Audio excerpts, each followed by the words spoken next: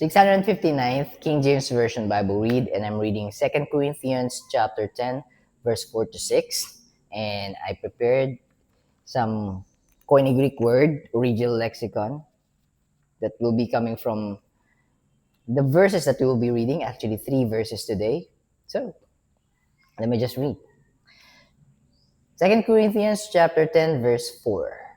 For the weapons of our warfare are not carnal, but mighty through God to the pulling down of strongholds. Verse 5. Casting down imaginations and every high thing that exalts itself against the knowledge of God, and bringing into captivity every thought to the obedience of Christ. Verse 6.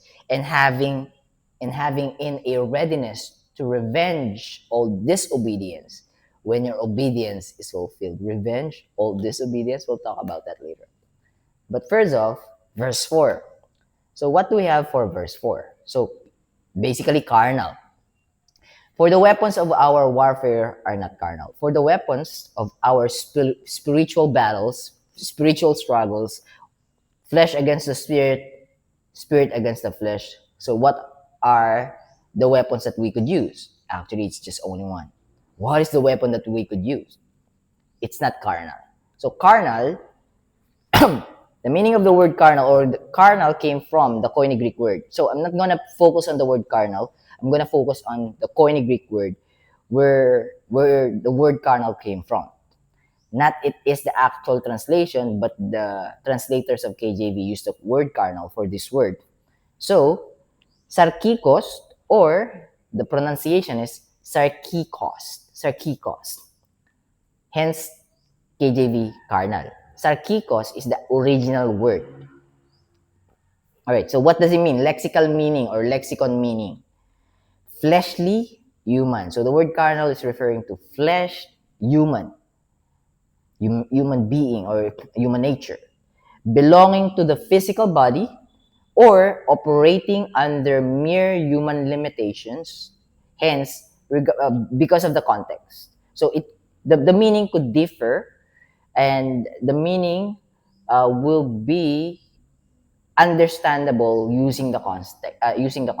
So it could be sarkikos could refer to flesh or to human or belonging to a physical body. But depending on the context, like on this one, operating under mere human limitation, meaning our weapon is not operating under a mere human limitation, meaning it's not limited, meaning our weapon is more powerful than us. All right. Now, for the weapon of our warfare, against our struggles, are not carnal, are not ourselves, because we couldn't overcome it by ourselves. If we can, we have done it a long time ago. But up until now, a lot of people, even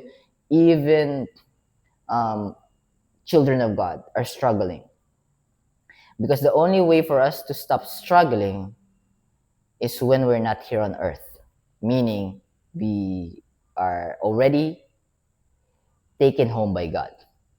But as long as we're here, there will be a spiritual warfare, spirit against the flesh against the spirit, because the flesh is being used by the enemy, by Satan. All right. Now, next line. But mighty through God to the pulling down of strongholds. In the first verse, or in verse 4, at least 4 Koine Greek words. But mighty through. So that's the next line, or that's the next Koine Greek word that we will be talking about. Mighty through God. So mighty through God in Koine Greek is dynata toteo, or dinata. So dinata toteo. Dinata toteo. Mighty through God in KJV. But we're going to use the original lexicon. So lexicon meaning dinata means powerful, capable, or mighty. Hence, KJV almost got it. But it could also mean powerful or capable. So dinata means mighty or came from KJV mighty, but from the original lexicon, dinata. All right. Now, how about tuteo? Mighty through God tuteo. So, tuteo or through God is a dative construction that means to God. Dative construction means that means to God, or in God's eyes, or divinely. Meaning, our power is not coming from ourselves, but through the power of God, which is divine, mighty, and capable of defeating the flesh. So, hence, the Holy Spirit that living inside of us. Unfortunately, there are times that we are listening to our flesh that it's because it's somehow making sense to our thoughts. But then hence, this will be addressed by verse 4 to 6 as well. So later on. But let's talk about the pulling down.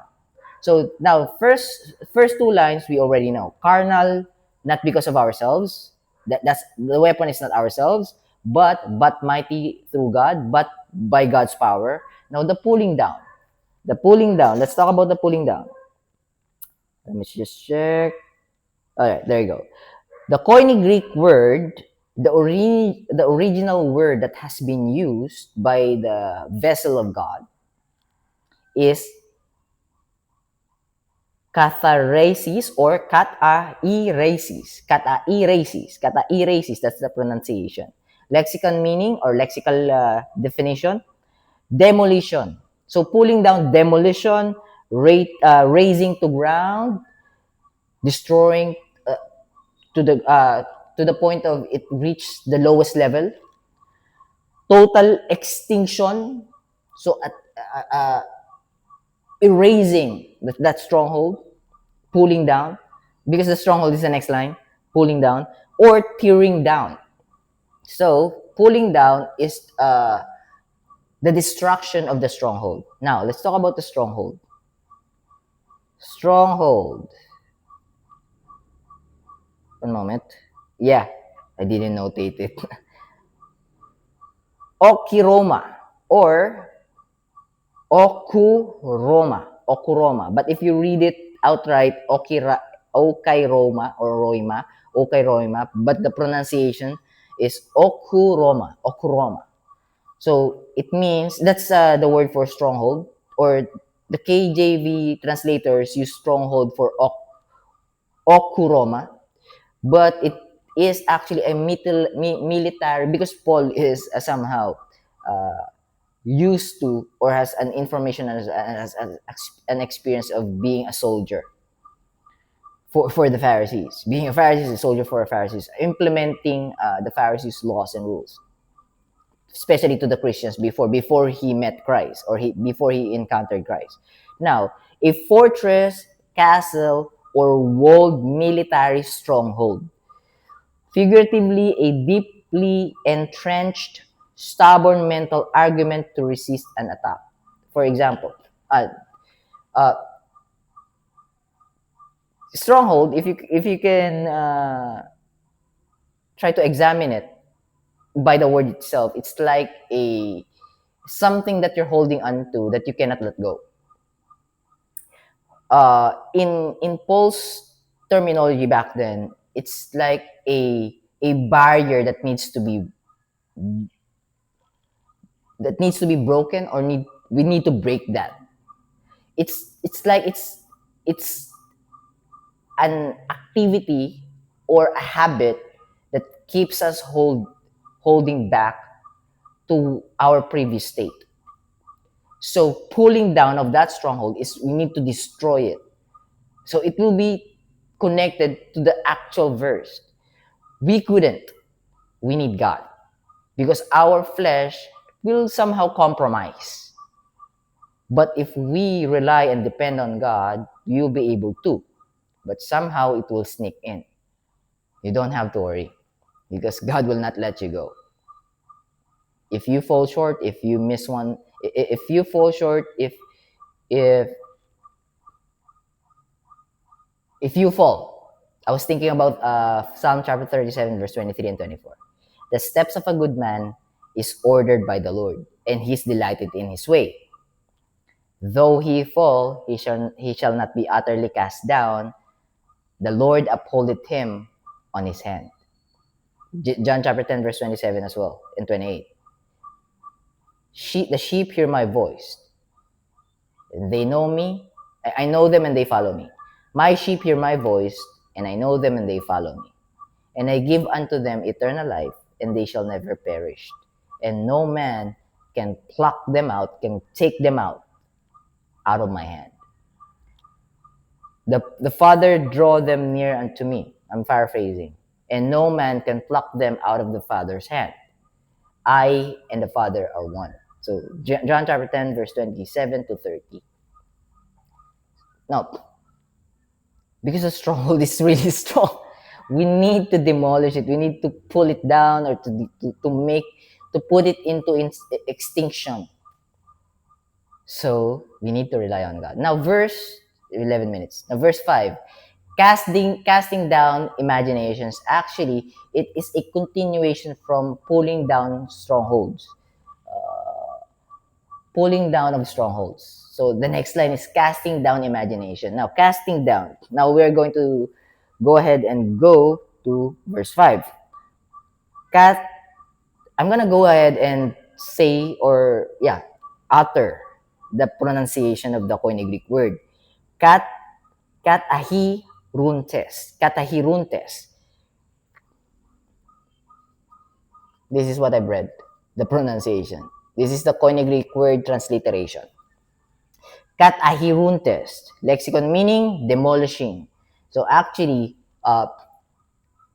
casting down and pulling down has the same meaning. I'll be able to explain that later. If you can see here, they come from the same root word. Cat air, cathair. If you can see here, cat air, cathair. It's just the same with pulling down. Cathair. So casting down, pulling down came from the same root word. So lexicon meaning demolition, tearing down, or smashing to pieces.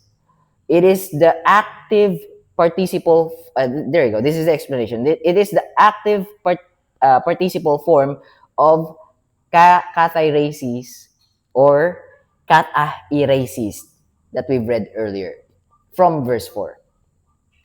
So, imaginations. Now, let's go ahead and talk about imaginations. So, the meaning of imaginations is, before we go to the meaning, its actual original lexicon or Koine Greek word is logismos or logismos. Logismos. Logismos. Logismos. All right. So, imaginations in KJV, right? So, lexicon meaning arguments, reasoning, calculations, philosophies, or intellectual speculation. So, casting down imaginations, speculations, or the things that runs through our head that is not coming from God. So, casting down, pulling down, same thing. Put it into extinction. And the next line will be our steps or guide, how to do it. And casting down imaginations, and not only that, and every high thing. High thing. All right, let's talk about high thing. High thing, there you go. Hypsoma or hupsoma. Hypsoma, if you're going to read it outright, hupsoma, 14 minutes. Hupsoma is the pronunciation. High thing. A high wall, elevated rampart, or military watchtower, because Apostle Paul, again, is using military terms. Watchtower, military watchtower, figuratively, any arrogant, any towering attitude, or any towering barriers. So, high thing, pride and ego, that exalt itself. Anything that could exalt yourself, Satan wants that. Wants that for you, to exalt yourself. And in simplest term, pride, ego, self-centeredness. Those things, those words will exalt yourself. over everyone else, and even over God. Meaning, you're wrong, I am right. I'm not gonna obey you, I'm gonna obey myself. And who's going to be beneficial for, who is it beneficial for? Satan. We going against God, Satan is the one who's happy, the one who's applauding, the one who's has evil intention for us. So he's benefiting if we're disobeying God. All right. Anyways,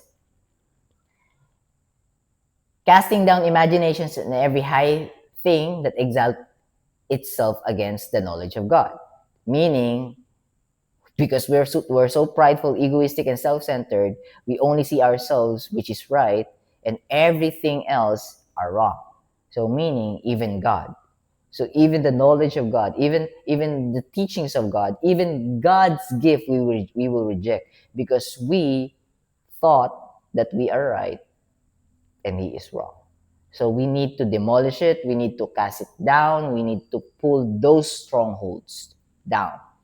Now, and bringing into captivity every thought to the obedience of Christ. Now, we are going to talk about captivity, if I'm not mistaken. Yep, captivity, bringing into captivity. So, the actual Koine Greek word is, I'm gonna go ahead and use the pronunciation of the transliteration. Ahekmal otid zontes. Ahekmal otid zontes. This is the actual spelling of the transliteration. This one. Ahek, ahekmal otid zontes, bringing into captivity. Lexical meaning leading away, bringing into captivity, leading it away. So what are we leading away? The imagination of the thoughts, the high thing that exalts itself, the strongholds. Uh, bringing it into captivity, leading away as a prisoner of war. So we are leading those thoughts, imaginations that exalt ourselves as a prisoner of war. We're leading it away from ourselves, from our souls, from our spirit, through the Holy Spirit. Casting out, sorry, capturing at the point of a spear, or subjugating an enemy. So subjugate means to conquer, to control, or being someone, or bring someone or something under complete domination. But then again, Apostle Paul in verse 4 said we couldn't do it by ourselves. We need God. So we will be able to conquer strongholds, the exaltation of ourselves, our imagination of the thoughts, if we bring it captive to the obedience of Christ. Bring it to God. So, bringing into captivity every thought of our mind, of ourself, to the obedience of, of Christ. So, in other words, in simplest term, surrendering unto God. All those strongholds, surrender it unto God. If you try to fight it, you wouldn't be able to. But if you try to fight it through God, you can. Sometimes it will win, but it will never conquer you. You will have domination over it, because you're not the one who's dominating it. It's God through you. Meaning, you're going to allow God to work on you. And believers has God working on them already, because the Holy Spirit is living inside of them after the acceptance of the gift. The meaning of acceptance of the gift is thoroughly understood it, meaning to the brim. So what do you need to understand with God, with our Lord Jesus Christ? That God the Father sent Him to take away your sins from you, and He already did. Now He wrapped it on a gift that you could receive. You could receive because of your free will, you might reject it. So before you reject it, try to be skeptical and investigative, and try to check if the gift of God is against you or for you.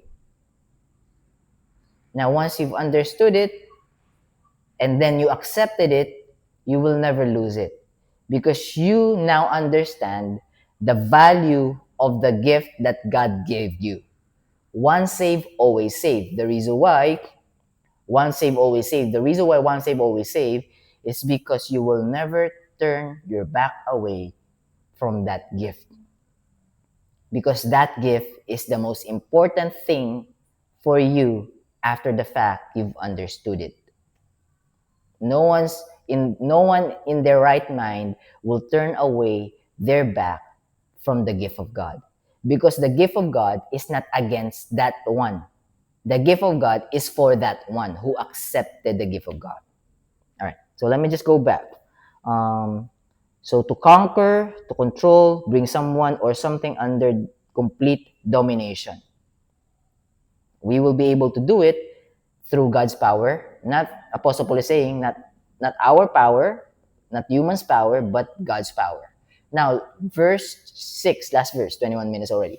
And having in a readiness to revenge all disobedience when your obedience is fulfilled.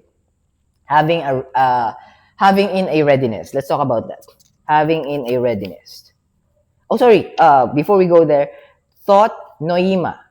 So in verse 5, there's a word thought. The word thought came from the Koine Greek word noema or noema. Noema. Noema. Lexical meaning, the mind, a mental perception, or a purpose. Yeah.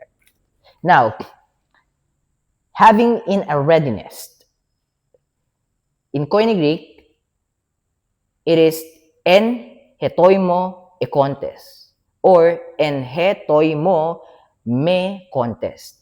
En hetoimo me contest. Meaning, holding oneself in a state of absolute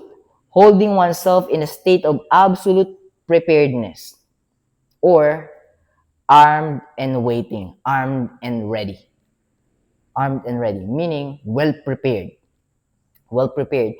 and having in a readiness, meaning being well prepared to revenge all disobedience. All right, to revenge all disobedience. The word revenge that the translators of KJV use came from edikesai or ekdikesai, meaning to execute justice, inflict legal punishment, vindicate the right, or formally court-martial. What does it mean? Apostle Paul is clear about this. He made it clear from his entire epistles. 14 epistles, Apostle Paul made it clear. The correcting brothers, believers, coming from love. Now, we also need to defend the gospel. From who? From our fellow believers who are somehow new on apologetics or somehow misunderstood a bit because of what they're saying. You will be able to know and understood that this part, brother, you got it wrong. Somehow. It doesn't mean that they're goat. Probably they're still lost. But you'll be correcting, probably telling them coming from love. However, there's righteous anger. Where are those righteous anger be point at? To those wolves hiding in sheep's clothing. To those false teachers, to those false prophets. So are we going to fight them? No. Or fight them physically? No. Because there's nothing good or there's no good outcome will be coming from those kind of interaction or those kind of situation. So probably guiding our co-believers, guiding the sheep to stay away from those kind of teachings and kind of false prophets and kind of distraction, not destruction, but distraction. Because those distractions are coming from Satan. So, having the readiness, meaning being prepared to defend the gospel, having the readiness to revenge all disobedience. Meaning, how could we revenge disobedience? To not be with disobedience. So, if there are false, if there, because there's a lot of apologetics, especially nowadays, especially online. Um, I've been following God Logic, Avery. I've been following Avery. I've been following Live, which is with Avery. I've been following David Wood, and I've been following Mike IP Ministry, and they are defending the gospel to those false prophets or false gods teaching. So there's a way. But for us, for example, we couldn't do apologetics yet. We're just new on our studies. Running away from the disobedience is actually revenging the disobedience. So leading someone to run away from the disobedience is actually defending or revenging already the disobedience. Not being in the disobedience is actually a revenge against disobedience. So Apostle Paul is saying, be ready, be prepared. How could you be prepared? Dwell in the Word of God. Go back to the Word of God. Read the Word of God. Let God tell you what to do. You don't have to worry. God knows. Not God knows. God already knows. No, God knows everything. But God's Word is powerful to protect you from the disobedience. Let the Word of God revenge the disobedience against Him. How? By leading us back to the obedience of God. For example, and having a readiness to revenge all disobedience, being prepared to run away from disobedience. Now, if you're an apologetics, you'll be able to defend the gospel to someone who's spreading lies about the gospel. But if you couldn't do it, just run away from the disobedience. That's an actual revenge. Because, and having in a readiness to revenge all disobedience when your obedience is fulfilled. See that? Apostle Paul shared the actual answer to the question. Alright, Apostle Paul, how could we revenge the disobedience? Fulfilled obedience. Going back to the obedience towards God. We are now revenging the disobedience. Because every one of us, in one point or in our lives, or even after receiving Christ and His gift, somehow disobeying still. So, recognizing that we are disobeying God and we're running away, or we are being convicted by the Holy Spirit, Lord, it doesn't feel good. It doesn't feel right. It doesn't feel good. Please help us. Apostle Paul said, when we're weak, you are our strength. Please, Lord, manifest on us. Help us. Going back to God is actually obedience to God. Fulfilled obedience is the revenge of disobedience. Alright, I'm sharing too much. Then again, I just want to provide a disclaimer. Not everything that I'm saying, because sometimes Satan would be able to sneak in some lines. Not everything that I'm saying, or let me rephrase that. If the things that I'm saying is pointing you away from God or pushing you away from God, it's a bone. Don't chew it, spit it out. Disregard it, reject it. But if the words that's coming from this vessel of God is directly pointing you only to our Lord Jesus Christ, to God the Father, God the Son, and God the Holy Spirit, I'm not saying that take it as it is, be skeptical, be investigative, because your salvation is at stake. Try to ponder on it, try to study it, try to analyze it, try to bring it to the Word of God, try to go back to the Word of God and find evidence if what I'm saying is actually coming from God or of God. All right. That's it for me today. I'm going to see you tomorrow. So God bless you. Keep safe. Bye for now.